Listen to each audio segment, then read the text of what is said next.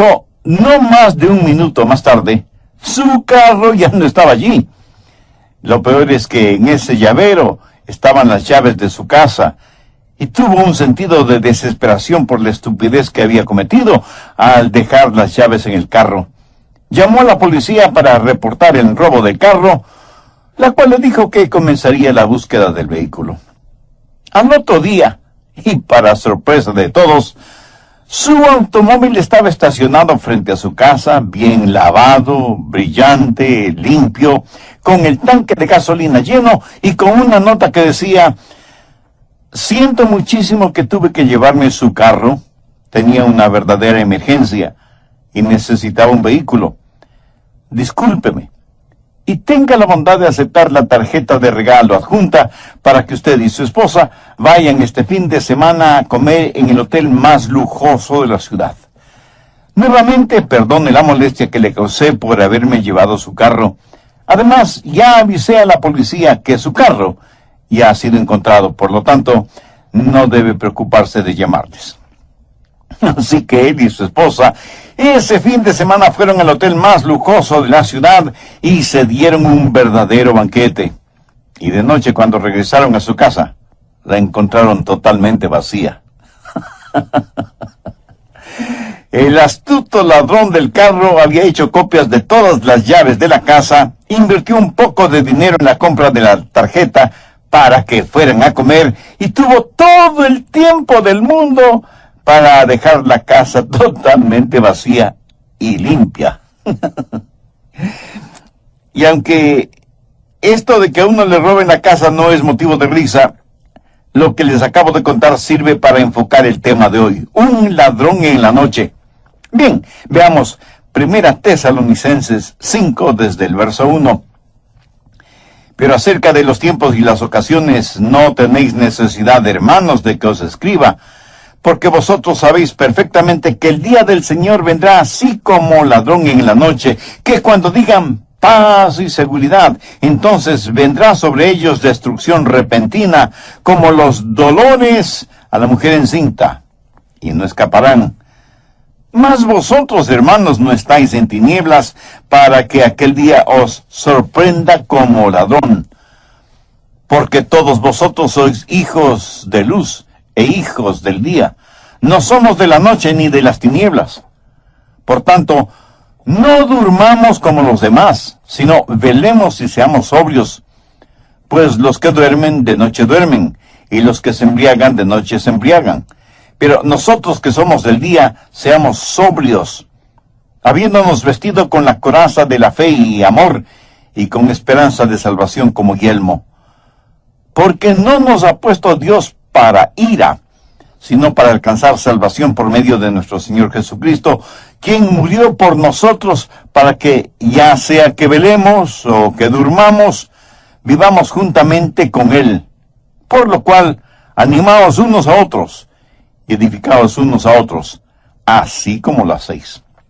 Amigos, debemos estar listos para el regreso del Señor Jesucristo. ¡Qué increíble es este tiempo cuando estamos viviendo entre el monte Calvario y las faldas teñidas de sangre y el monte Sión bañado con la gloria de Dios! Estamos viviendo entre la crucifixión y la coronación de nuestro Salvador y debemos estar listos para que cuando Él regrese nos encuentre revestidos de su justicia. En este mensaje de Tesalonicenses hay 4 cosas que necesitamos entender. Primero, hay algo que debe esperar. Será un día sorpresa y sorprendente. Mire nuevamente los versos 1 y 2. Pero acerca de los tiempos y las ocasiones, no tenéis necesidad, hermanos, de que os escriba, porque vosotros sabéis perfectamente que el día del Señor vendrá así como ladrón en la noche. El ladrón llega durante la noche, sorpresivamente. Ningún ladrón le escribe y le dice: el señor fulano de tal, hoy a las 2 de la mañana voy a robar su casa. No, el ladrón llega a robar el momento más inesperado. Así será la venida del Señor Jesucristo. Y por favor note que Pablo no está fijando ninguna fecha, pero sí hace énfasis en 2 cosas: la certidumbre de su venida y la incertidumbre de su venida, porque no sabemos cuándo vendrá, porque vendrá como ladrón en la noche. Busque Hechos 1, desde el verso 6. Entonces los que se habían reunido le preguntaron, diciendo, Señor, ¿restaurarás el reino de Israel en este tiempo? Y él les dijo, no os toca a vosotros saber los tiempos o las sazones que el Padre puso en su sola potestad. Escucha atentamente lo que voy a decir. Cualquier persona de cualquier religión o de cualquier denominación que dé una fecha exacta para el retorno del Señor Jesucristo, no solo que está mintiendo, sino que está desobedeciendo al Señor.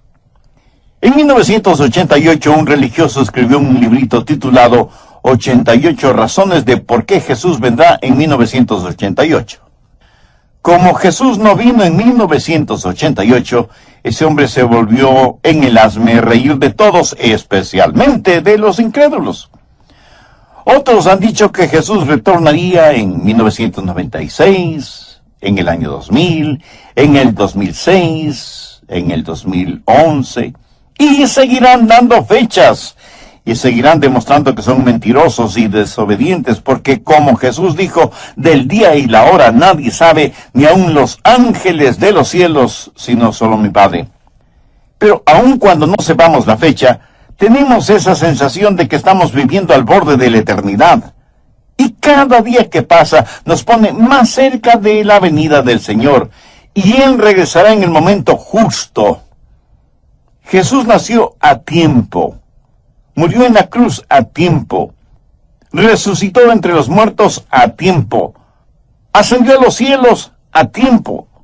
Por lo tanto, su regreso será también a tiempo. Ni se adelantará ni se atrasará, porque, como lo dijo el apóstol Pedro, con el Señor un día es como 1000 años y 1000 años como un día. Se acerca un día conocido como el día del Señor, y será un tiempo problemático, porque en ese día Dios derramará su ira sobre este mundo. Este mismo momento, las furiosas aguas de la ira de Dios están golpeando constantemente la represa de su misericordia. Al presente, Dios retiene su ira. ¿Por qué? Porque, de acuerdo al apóstol Pedro, el Señor no quiere que ninguno perezca, sino que todos procedan al arrepentimiento.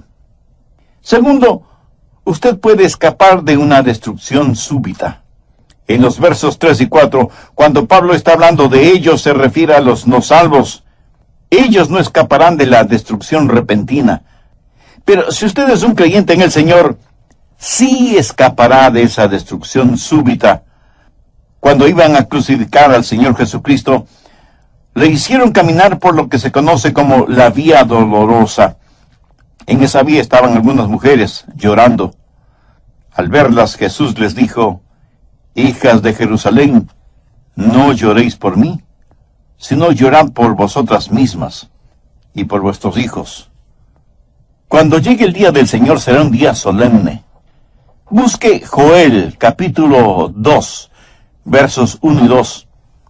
Tocad trompeta en Sión y dad alarma en mi santo monte. Tiemblen todos los moradores de la tierra, porque viene el día de Jehová, porque está cercano. Día de tinieblas y de oscuridad, día de nube y de sombra. Como sobre los montes se extiende el alba, así vendrá un pueblo grande y fuerte. Semejante a él no lo hubo jamás, ni después de él lo habrá en años de muchas generaciones. Aquí está diciendo que el día del Señor será un día absolutamente distinto. Nunca ha habido un día como ese y nunca lo habrá. Pensemos en las limpiezas étnicas, en los terremotos, en los huracanes, en los tsunamis, en los tifones, en las inundaciones, en todas estas cosas, y sin embargo el día del Señor será totalmente distinto. Jeremías 30:7 dice, ¡ah, cuán grande es aquel día! Tanto que no hay otro semejante a él, tiempo de angustia para Jacob, pero de ella será librado. Recuerde que Jacob es el nombre para los judíos carnales, y Dios promete una liberación nacional para los judíos. Daniel también habla de ese día en el capítulo 12, verso 1. En aquel tiempo se levantará Miguel, el gran príncipe que está de parte de los hijos de tu pueblo, y será tiempo de angustia, cual nunca fue desde que hubo gente hasta entonces. Pero en aquel tiempo será libertado tu pueblo, todos los que se hallen escritos en el libro. Joel dice que no ha habido un día como ese día. Jeremías y Daniel dicen casi exactamente lo mismo. Y Jesús en Mateo 24:21 dijo, porque habrá entonces gran tribulación, cual no ha habido desde el principio del mundo hasta ahora, ni la habrá. Mi amigo, el día del Señor será un día solemne. Nunca ha habido ni nunca habrá un día como ese. Y necesitamos escapar de ese día. Apocalipsis 6 dice que los hombres se esconderán en cuevas y cavernas, y pedirán, rogarán a las montañas que caigan sobre ellos, diciendo, caed sobre nosotros y escondednos del rostro de aquel que está sentado sobre el trono, y de la ira del Cordero, porque el gran día de su ira ha llegado, ¿y quién podrá sostenerse en pie? El anticristo, quien estará gobernando el mundo en esa época, hará que Hitler parezca un Boy Scout a su lado. Será un día de destrucción súbita. Y aunque muchos consideran esta clase de mensajes exageradamente alarmantes, este mundo será sorprendido si es que no escucha y presta atención a la palabra de Dios, lo mismo que sucedió en los días de Noé. Esta es una de las razones por las que no creo que la iglesia va a pasar por la tribulación, porque la gran tribulación no es tiempo de paz y seguridad. El tiempo de paz y seguridad es cuando llegue ese día y seamos librados de experimentarlo. Mateo 24, desde el verso 36. Jesús les hace conocer a sus discípulos que el día y la hora nadie lo sabe, ni siquiera los ángeles del cielo, sino únicamente su Padre. Pero note lo que dice en el verso 37. Mas como en los días de Noé, así será la venida del Hijo del Hombre. ¿Y cómo fueron los días de Noé? Verso 38. Porque como en los días antes del diluvio estaban comiendo y bebiendo, casándose y dando en casamiento, hasta el día en que Noé entró en el arca, y no entendieron hasta que vino el diluvio y se los llevó a todos. Así será también en la venida del Hijo del Hombre.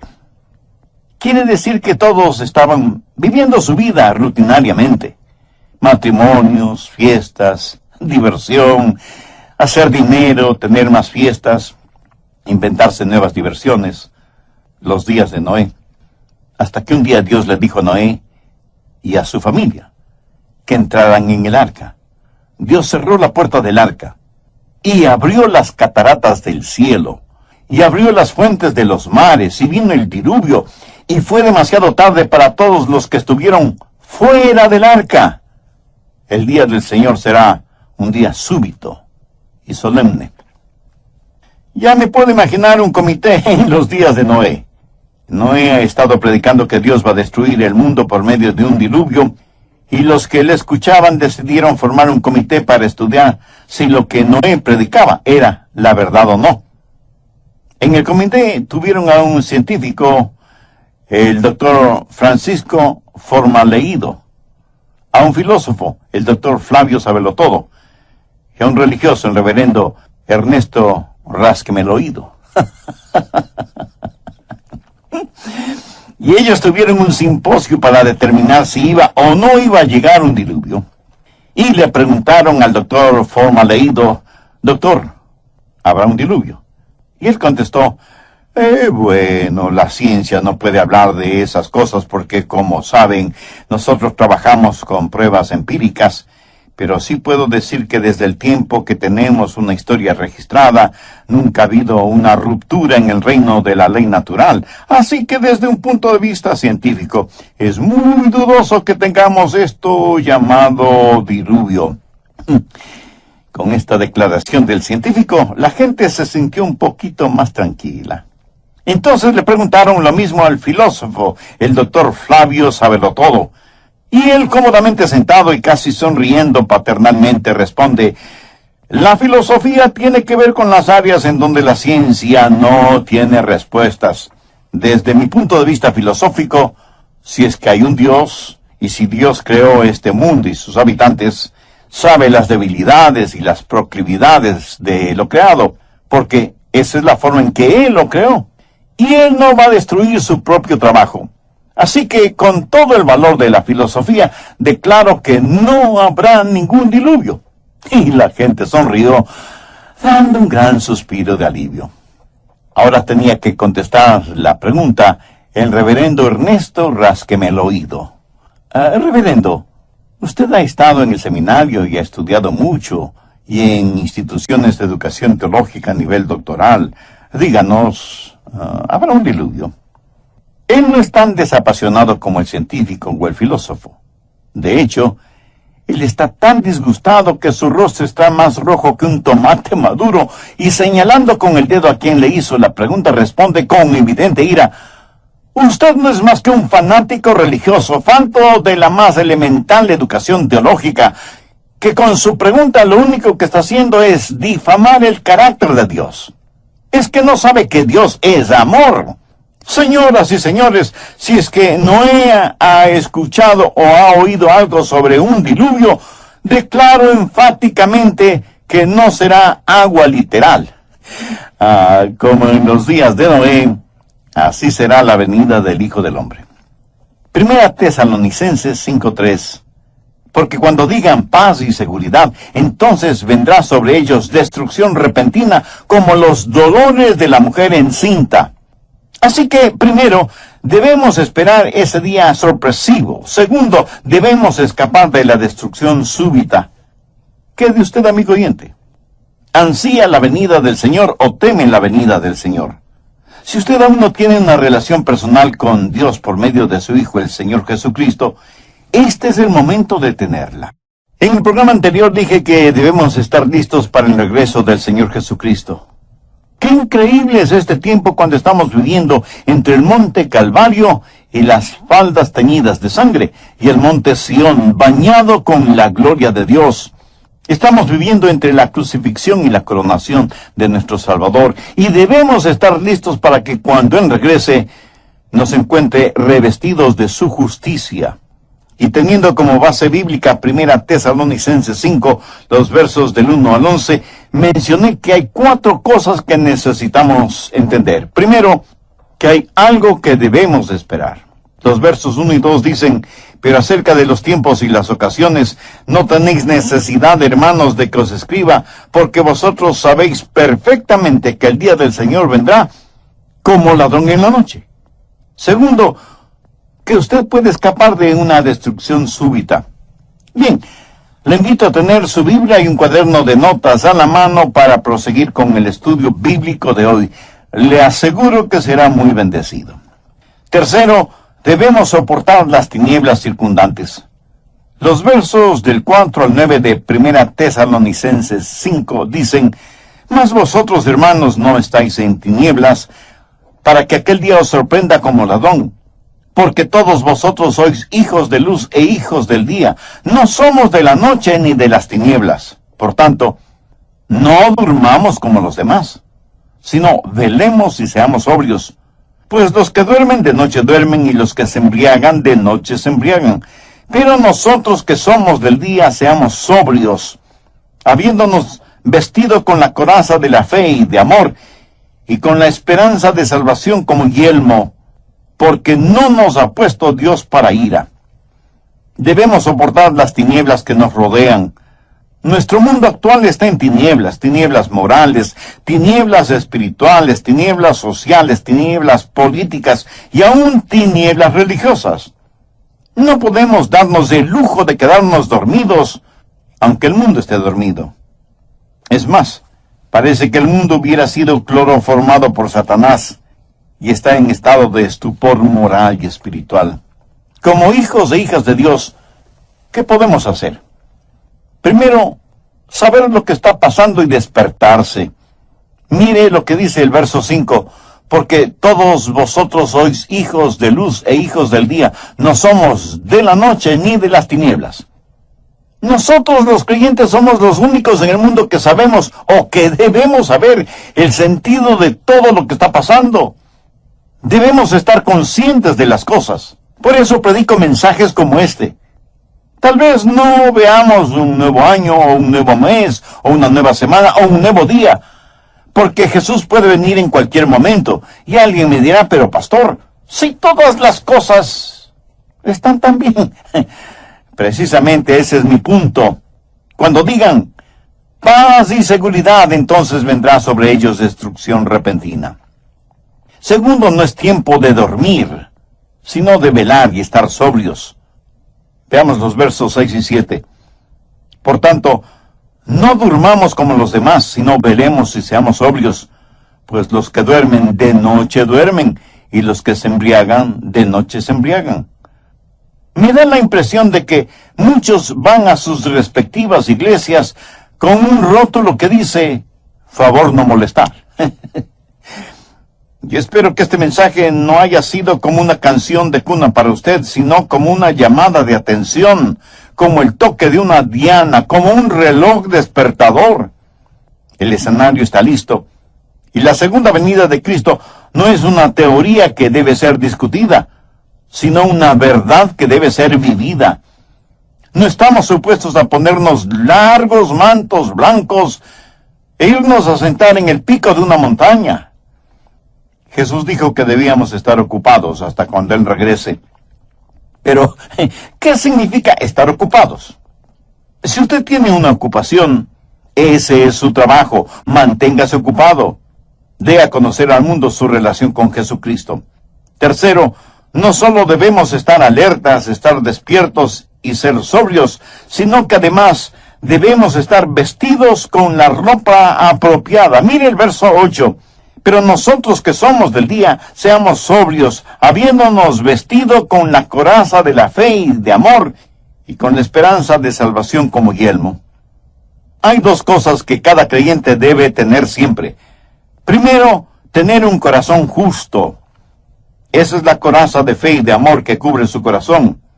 Si usted ama a Jesús, usted debe amar a los demás. Usted debe poner su fe en donde Dios puso sus pecados, en el Señor Jesucristo. Esa es la coraza que necesita llevar siempre. Si no la tiene, mi amigo, usted no está listo para enfrentar estos días tenebrosos. Y no solo tener un corazón justo, sino también una cabeza bien protegida, con el yelmo o casco de la salvación. Miremos la segunda parte del verso 8. Habiéndonos vestido con la coraza de fe y amor, y con la esperanza de salvación como yelmo. ¿Qué significa la esperanza de salvación? ¿Quiere decir que espero ser salvo? No, no significa eso. Usted no debe tener un espero salvarme, sino que debe estar seguro de su salvación. Usted debe poseer un sé que soy salvo, porque la Biblia usa la palabra esperanza de una manera diferente a como nosotros la usamos. En la Biblia, esperanza significa una certeza absoluta basada en la palabra de Dios. Por ejemplo, a la segunda venida del Señor se la conoce como la bendita esperanza. Usted debe tener un corazón cubierto con fe y amor y tener el yelmo de la absoluta certeza de su salvación. Usted necesita estar absolutamente seguro de su salvación, estar sobrio, estar alerta, estar preparado. Cuarto, experimentaremos una liberación segura. Primera Tesalonicenses 5:9. Pero no nos ha puesto Dios para ira, sino para alcanzar salvación por medio de nuestro Señor Jesucristo. Aquí la palabra salvación significa libertad o liberación. Libertad por medio de nuestro Señor Jesucristo. ¿Y para qué tenemos esa libertad? Veamos el verso 11. Por lo cual, animaos unos a otros y edificaos unos a otros, así como lo hacéis. El hecho de que Jesús puede venir en cualquier momento debe servir para consolarnos y para edificarnos mutuamente. Ahora, permítame decir por qué creo que la iglesia será arrebatada antes de la gran tribulación. 3 razones que las encontramos en el texto bíblico: explicación, expectación y edificación. Explicación, en el verso 9, ¿cómo lo explica Pablo? porque no nos ha puesto Dios para ira. Recuerde que la gran tribulación es el gran día de su ira. Dios disciplina a sus hijos, pero nunca derrama sobre ellos su ira. La ira de Dios será para los inconversos, aquellos que han negado o han rechazado o se han burlado del Señor Jesucristo y de su obra en la cruz. Busque 1 Tesalonicenses 1, 9 y 10. Porque ellos mismos cuentan de nosotros la manera en que nos recibisteis y cómo os convertisteis de los ídolos a Dios, para servir al Dios vivo y verdadero, y esperar de los cielos a su Hijo, al cual resucitó de los muertos, a Jesús, quien nos libra de la ira venidera. Los ejemplos clásicos. Hemos hablado de los días de Noé, y cómo el diluvio no se hizo realidad, sino hasta después de que Noé y su familia estuvieron seguros en el arca. El otro ejemplo tiene que ver con Lot. Veamos Lucas 17, los versos del 28 al 30. Asimismo, como sucedió en los días de Lot, comían, bebían, compraban, vendían, plantaban, edificaban. Mas el día en que Lot salió de Sodoma, llovió del cielo fuego y azufre, y los destruyó a todos. Así será el día en que el Hijo del Hombre se manifieste. En los días de Lot, la gente vivía desaprensivamente. Comían, bebían, hacían negocios, se divertían, y sus diversiones estaban marcadas por perversiones sexuales. Hay que notar que los días de Lot estaban también marcados por prosperidad económica. El mercado de valores estaba en la cúspide cuando cayó fuego y azufre sobre Sodoma y Gomorra. Y alguien seguramente me preguntará, Pastor Rogers, ¿cómo sabe usted que era así? Buena pregunta. Busque Ezequiel 16:49. He aquí que esta fue la maldad de Sodoma tu hermana: soberbia, saciedad de pan y abundancia de ociosidad tuvieron ella y sus hijas, y no fortaleció la mano del afligido y del menesteroso. Pero lo peor eran las abominaciones sexuales, pecado del cual no se avergonzaban. No lo cometían en oscuros callejones, sino que lo exhibían en las calles principales, sin ni siquiera sonrojarse. Como tenían en abundancia, parece que no tenían necesidad de trabajar. Y no solo tenían abundancia de pan, sino también abundancia de ociosidad. Tenían tremenda prosperidad económica, pero también habían llegado a lo más profundo de las perversidades sexuales. Jesús dijo, como en los días de Noé, como en los días de Lot. Antes de que el diluvio llegara, Dios sacó a Noé y lo puso juntamente con su familia en el arca. Antes de destruir a Sodoma y Gomorra con azufre y fuego, el ángel le dijo a Lot que debía salir de la ciudad porque mientras él estuviera en la ciudad, el ángel nada podía hacer. Dios no derramaría su ira sobre este hombre Lot, a pesar de que Lot, aunque creía en Dios, estaba totalmente viviendo en medio de un ambiente mundano. Noé fue puesto en la seguridad del arca antes del diluvio. Lot fue sacado de la ciudad antes de que fuera destruida con fuego y azufre. Así que en primer lugar tenemos una explicación. No nos ha puesto Dios para ira. Expectación. Veamos 1 Tesalonicenses.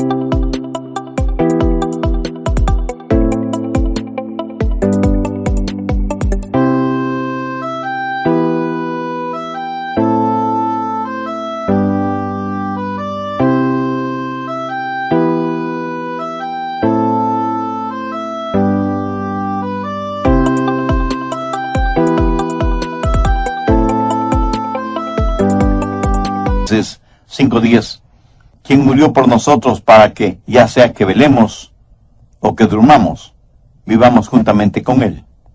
Note cómo Pablo se incluye en esta espera. ¿Por qué? Porque Pablo esperaba el regreso de Jesús en su época, en sus días. ¿Estaba Pablo equivocado? De ninguna manera. Retrocedamos a 1 Tesalonicenses 4:17. Luego nosotros los que vivimos seremos arrebatados juntamente con ellos. ¿Lo ve? Seremos arrebatados. Significa que Pablo se incluía en este evento. Y esto fue hace más de 2000 años. O sea que ellos en ese tiempo ya estaban viviendo al borde de la eternidad. Exactamente como nosotros ahora. El apóstol Juan en su primera epístola dice, hijitos, ya es el último tiempo. Y así como Pablo esperaba a Jesús, nosotros también debemos esperarlo. Ahora escúcheme bien. Este es el punto. Si la tribulación sucede primero, entonces no esperamos a Cristo, sino al anticristo. Pablo estaba esperando al Señor Jesucristo. Cuando usted está esperando que llegue la tribulación, eso significa que no está mirando hacia arriba, sino a su alrededor. Edificación. Una vez más veamos 1 Tesalonicenses 5:11, por lo cual animaos unos a otros y edificaos unos a otros, así como lo hacéis. El hecho de que Jesús puede retornar en cualquier momento debe servirnos de consuelo y de gran edificación. Si yo creyera que la iglesia va a experimentar esos días terribles que Jesús, Jeremías, Daniel y Joel dicen que nunca ha habido un tiempo como ese y que nunca lo habrá, ¿cree usted que eso me animaría? ¿Me edificaría? ¿Cree que yo estoy orando porque llegue la tribulación? No, mi oración es, sí, ven, Señor Jesús. Estoy esperando el sonido de la trompeta en cualquier momento. Así como Dios le dijo a Noé que entrara en el arca, así como Dios le dijo a Lot que salga de Sodoma, un día Él me dirá, Adrián, ven junto a mí. Y la trompeta sonará, y me encontraré con mi amado Salvador en el aire, en un abrir y cerrar de ojos. Este es un asunto completamente serio. Tal vez muchos de ustedes estarán pensando que debía haber predicado sobre algún otro asunto más liviano. Les recuerdo que no estoy aquí para hacerle cosquillas en sus oídos espirituales, sino para enseñarle la palabra de Dios tal y como es la palabra de Dios. Debemos esperar un día sorpresivo, debemos escapar de la destrucción súbita, debemos soportar las tinieblas que nos rodean y podemos experimentar una segura liberación. Y me pregunto, ¿cuántos de ustedes que me escuchan pueden decirme, Pastor Rogers, si Jesús viniera este momento súbitamente para llevar a su iglesia, yo estoy listo?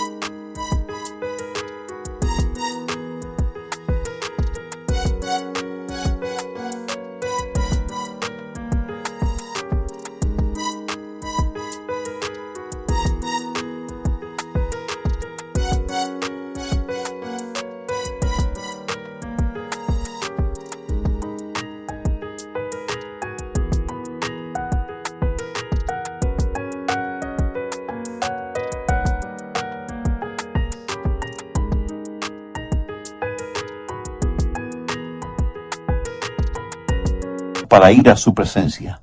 Si usted puede decir eso con absoluta seguridad, eso significa que tiene a Cristo en su corazón, que se ha arrepentido de sus pecados y que tiene una vida nueva en el Señor Jesucristo. Significa que ha nacido de nuevo.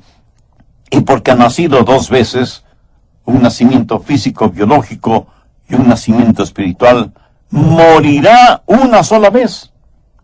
Usted y yo pertenecemos a la familia de Dios, y es mi hermana o mi hermano en el incomparable amor del Señor Jesucristo. Pero si usted no ha nacido de nuevo, le tengo muy buenas noticias. Hoy mismo puede ponerse la coraza de la fe y de amor y el yelmo de salvación. puedes ser salvo hoy y por toda la eternidad si crees sinceramente en Jesús y deposita toda su confianza en Él. Voy a orar una oración y le invito para que usted con sus propias palabras la repita. Puede orar en voz alta o en voz baja o silenciosamente si así lo prefiere. Pero lo importante es que su oración la diga con fe, con sinceridad, con convicción, sabiendo que Dios ve la intención y la motivación de su corazón. Querido Dios, sé que me amas y quieres salvarme. También sé que como pecador lo que merezco es tu juicio, lo que merezco es que derrames tu justa ira sobre mí. Pero vengo a implorar tu gracia y tu misericordia en los méritos de tu amado Hijo Jesucristo, quien entregó su vida en la cruz para salvarme. Señor Jesús, tu promesa es que si creo en ti me salvarás.